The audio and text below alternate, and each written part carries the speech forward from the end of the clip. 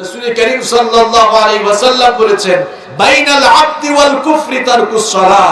আল্লাহর বান্দা আর কাফেরের মধ্যে পার্থক্যই হলো নামাজ ছেড়ে দেওয়া। আল্লাহর বান্দা কখনো নামাজ ছাড়তে পারে না। নামাজ হচ্ছে মুমিনের প্রতীক, নামাজ হচ্ছে মুমিনের পরিচায়ক। মুমিন যারা, এরা কখনো নামাজ ছাড়তে পারে। ওয়াল্লাযীনা হুম আলা সালাওয়াতিহিম ইউহাফিজুন, যারা নামাজ সংরক্ষণ করে, যথাযথভাবে 5 ওয়াক্ত নামাজ আদায় করে। প্রিয় ভাইয়েরা, একটি জিনিস আপনারা চিন্তা করেন তো, এখানে আল্লাহ তাআলা 7টি কর্মসূচির প্রথমটা শুরু করেছেন নামাজের বিনয় দিয়ে, আবার একেবারে সর্বশেষ 7 নম্বর শেষও করেছেন আবার কি দিয়ে? কথা বল না কেন, কি দিয়ে? আল্লাহ শুরু করেছেন নামাজ দিয়ে, শেষও করেছেন। কি বুঝলেন আপনারা? কি বুঝলেন তাহলে আপনারা? নামাজ ছাড়া সফল কাম হওয়ার কোনো সুযোগ নাই। Keep in your mind, Salat is the key of success. Salat is the key of paradise. নামাজ হচ্ছে সফলতার চাবি, নামাজ হচ্ছে জান্নাতের চাবি।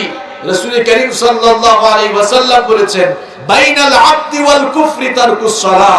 আল্লাহর বান্দা আর কাফেরের মধ্যে পার্থক্যই হলো নামাজ ছেড়ে দেওয়া। আল্লাহর বান্দা কখনো নামাজ ছাড়তে পারে না। নামাজ হচ্ছে মুমিনের প্রতীক, নামাজ হচ্ছে মুমিনের পরিচায়ক। মুমিন যারা, এরা কখনো নামাজ ছাড়তে পারে। আমার অনেক বাবারা আছেন, আপনারা নামাজ পড়েন না। আমার অনেক যুবক আর তরুণ ভাইরা আছে, তারাও নামাজে আসে না। কেন আপনারা নামাজে আসেন না? ওয়েটিং রুমে বসে আল্লাহকে চিনলেন না, আল্লাহকে সাজদা দিলেন না। কখন আমরা দুনিয়া থেকে চলে যাব কেউ আমরা জানি না। কে কখন দুনিয়া থেকে চলে যাব আমরা কেউ জানি না। এখন গোটা দুনিয়া গ্লোবাল ভিলেজে পরিণত হয়েছে। বিজ্ঞান আর প্রযুক্তি এতই উন্নত, সমৃদ্ধ আর বিকশিত হয়েছে, ঘরে বসে গোটা দুনিয়ার খবর নেওয়া যায়। ঘরে বসে গোটা দুনিয়ার খবর নেওয়া গেলেও আমরা কিন্তু কেউ জানি না আমাদের কার জন্য কাফনের কাপড় এসে দোকানে রেডি হয়ে আছে। কেউ জানি আমরা? গতকাল এই আসরের টাইমে অনেক মানুষ জমিনের উপরে বুক ফুলিয়ে হেঁটেছিল, এবং বহু মানুষ আজ আসরের টাইমে কবরের নিচে শুয়ে গেছে। আছে না নাই? আপনারও জীবন ফুরিয়ে যাবে, তাহলে কেন নামাজে আসেন না? যুবক আর তরুণদেরকে নামাজে আসার কথা বললে তারা বলে, হুজুর আমাদের সময় হয় নাই, আমরা বুড়া হই, চুলদারি পাকুটার পরে আসবো। তোমাকে শুধু আমি একটা কথাই বলছি, তুমি যে বুড়া হবা, চুলদারি পাকবে, এর তো কোনো গ্যারান্টি নাই। শয়তানের এই পজিটিভ ধোকায় পড়ে কেন তুমি তোমার জীবনকে ধ্বংসের মুখে ঠেলে দিচ্ছ? তুমি কি জানো না, দুনিয়াতে আসার সিরিয়াল আছে, কিন্তু যাওয়ার কোনো সিরিয়াল লাগে না। দুনিয়াতে আসার জন্য সিরিয়াল আছে, প্রথমে আসেন দাদা, তারপরে বাবা, এরপরে দাদার ঘরে নাতি হয়। এইরকম দুনিয়াতে আসার সুন্দর সিরিয়াল আছে, কিন্তু দুনিয়া থেকে যাওয়ার কোনো সিরিয়াল নাই। মাঝে মাঝে এমন করুণ দৃশ্য দেখা যায়, নাতির লাশ দাদা কবরে নামায়। আছে না নাই? দুনিয়ার এই রঙ্গমঞ্চ, দুনিয়ার এই চাকচিক্যে আপনি টিকে থাকতে পারবেন না। এখান থেকে সবাইকে চলে যেতে হবে। এজন্য আপনি যদি পরপারে গিয়ে ভালো থাকতে চান, নামাজ ছেড়ে দিবেন না। 5 ওয়াক্ত আজান হলেই পাগলের মতো মসজিদে যাবেন। যাবেন তো ইনশাআল্লাহ? তাহলে এই সূরার মধ্যে আল্লাহ তাআলা মুমিন জীবনে সফল হওয়ার জন্য কয়টি কাজ করার কথা বলেছেন? সবাই বলেন কয়টি? এবার আসেন, কোন 7টি কাজ? রিপিট করছি আবার। 1 নাম্বার, নামাজ বিনয়ের সাথে আদায় করতে হবে। 2 নাম্বার, বেহুদা ফালতু অনর্থক কোনো কথাও বলা যাবে না, কোনো কাজে সময় নষ্ট করা যাবে। 3 নাম্বার হলো যাকাতের পথে তৎপর থেকে নিজের জীবনটাকে পরিশুদ্ধ করা, অর্থাৎ আত্মশুদ্ধি অর্জন করা। 4 নাম্বার হলো নিজের চরিত্রকে সুন্দর করা, চরিত্র হেফাজত করা। একজন আজানের জবাব দিয়ে দেন। এরপরে 5 নাম্বার হলো আমানত রক্ষা করা। 6 নাম্বার ওয়াদা রক্ষা করা। 7 নাম্বার হলো নামাজের হেফাজত করা। এই 7টি কাজ যারা করবেন, উলাইকা হুমুল ওয়ারিসুন, তারাই ওয়ারিস হবে। আল্লাযীনা ইয়ারিসুনাল ফিরদাউস, জান্নাতুল ফিরদাউসের যে জান্নাত বানিয়েছেন কে? এই 7টি কাজ করলে জান্নাতুল ফিরদাউসের ওয়াদা আমাদের ব্যাপারে দিচ্ছেন কে?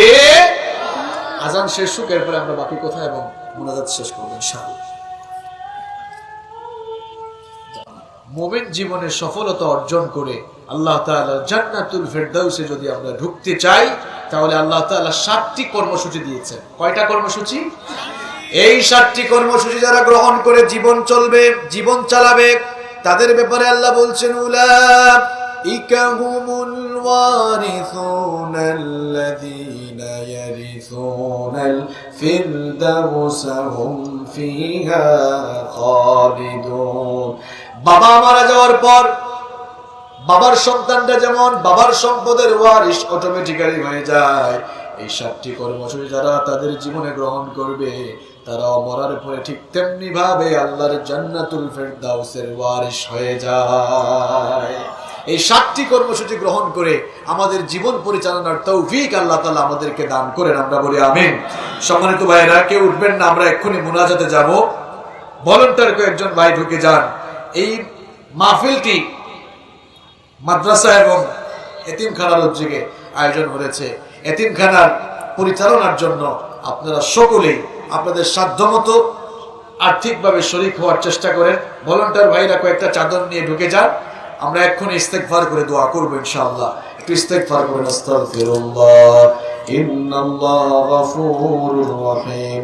আস্তাগফিরুল্লাহাল্লাযী লা ইলাহা ইল্লা হুয়াল হাইয়ুল কাইয়্যুম ওয়া আতুবু ইলাইহি লা হাওলা ওয়া লা কুওয়াতা ইল্লা বিল্লাহিল আলিয়্যিল আযীম। লা ইলাহা ইল্লাল্লাহ। রব্বানা ইশরিফ আন্না আযাব জাহান্নাম إن عذابها كان غراما رب العالمين। আমরা যারা হাত তুলেছি আমরা প্রত্যেকেই বড় গুনাহগার। গুনাহ করতে করতে জীবনটাকে আমরা কলুষিত করে ফেলে দিয়েছি। রব্বুল আলামিন, পাপের সাগরে ভাসতে ভাসতে জীবনটাকে আমরা একেবারে বরবাদ করে দিয়েছি। রব্বুল আলামিন, আমাদের গুনার দিকে তুমি যদি তাকাও, আমাদের মতো গুনাহগারদেরকে তোমার ক্ষমা করতে মন চাইবে না। ওগো মাবুদ, আমাদের গুনার দিকে না তাকিয়ে তোমার গফফার নামের খাতিরে মেহেরবানি করে আমাদের জীবনের সকল গুনাহগুলো মাফ করে দাও। রব্বুল আলামিন, আমাদের কলিজার টুকরা মা বাবাকে মাফ করে দাও। আমাদের যাদের মা বাবা আমাদেরকে ছেড়ে অন্ধকার কবরে চলে গিয়েছেন, মেহেরবানি করে কবরগুলোকে জান্নাতুল ফিরদাউস বানিয়ে দাও। আমাদের যাদের মা বাবা বেঁচে আছেন, নেক হায়াত বাড়িয়ে দাও। আল্লাহুম্মা গফিরলি ওয়া লিওয়ালিদাইয়া ওয়া কুর রাব্বিরহামহুমা কামা রাব্বায়ানি সগীরা। রাব্বিরহামহুমা কামা রাব্বায়ানি সগীরা। রব্বুল আলামিন, এই এলাকায় যত কবরস্থান রয়েছে, কবরস্থানের সকল মুর্দেগানদের কবরের আযাব মাফ করে দাও। রব্বুল আলামিন, আজকের এই মাহফিলটিকে তুমি কবুল করে নাও। আজকের এই মাহফিলকে বাস্তবায়নের জন্য তোমার যে সকল বান্দারা অক্লান্ত কষ্ট পরিশ্রম আর মেহনত করেছেন, রব্বুল আলামিন, তাদের কষ্ট শ্রম আর মেহনতকে তুমি কবুল করে নাও। কাল কিয়ামতের কঠিন বিভীষিকাময় দিনে এই মাহফিলকে আমাদের সকলের জন্য নাজাতের ওয়াসিলা বানিয়ে দিও। রব্বুল আলামিন, ইয়া আরহামার রাহিমিন মাবুদ, আব্দুস সামাদ, মরহুম আব্দুস সামাদ মুর্শিদ দারুল উলুম মাদ্রাসাটিকে তুমি কবুল করে নাও। এই মাদ্রাসার যত সমস্যা রয়েছে তুমি তোমার গায়বী খাজাইন থেকে সেগুলো সমাধান করে দাও। মাদ্রাসার শিক্ষক মণ্ডলী এবং ছাত্র যারা রয়েছেন সকলকে তুমি হেফাজত করো। মাদ্রাসার শিক্ষার্থীদেরকে তুমি বড় বড় আলেম বানিয়ে দিও। এই মাদ্রাসা যারা পরিচালনা করেন সকলের প্রতি তুমি রহমত দান করো। সকলের গুনাহগুলো তুমি মাফ করে দাও। রব্বুল আলামিন, বিশেষ করে আমাদের অত্যন্ত প্রিয় মানুষ মুন্সি ইশারত ভাই এই মাদ্রাসাটি প্রতিষ্ঠা করেছেন। এই মাহফিলটি বাস্তবায়নের জন্য অনেক কষ্ট করেছেন। রব্বুল আলামিন, আমাদের প্রিয় ইশারত ভাইকে তুমি মাফ করে দাও। তার জিন্দা মুর্দা সকলকে মাফ করে দাও। রব্বুল আলামিন, তার সাথে যে সকল যুবক আর তরুণ ভাইরা সাপোর্ট দিয়ে দিয়ে তাকে সহযোগিতা করেছেন, আমার সেই সকল যুবক আর তরুণ ভাইদের গুনাহগুলো মাফ করে দাও। তাদেরকে তুমি তোমার দ্বীনের জন্য কবুল করে নাও। বিফদলি সুবহান রাব্বিকা রাব্বিল ইজ্জাতি আম্মা ইয়াসিফুন ওয়া সালামুন আলাল মুরসালিন والحمد لله رب العالمين وجاء الآخر كلامنا عند الموت لا إله إلا الله محمد رسول الله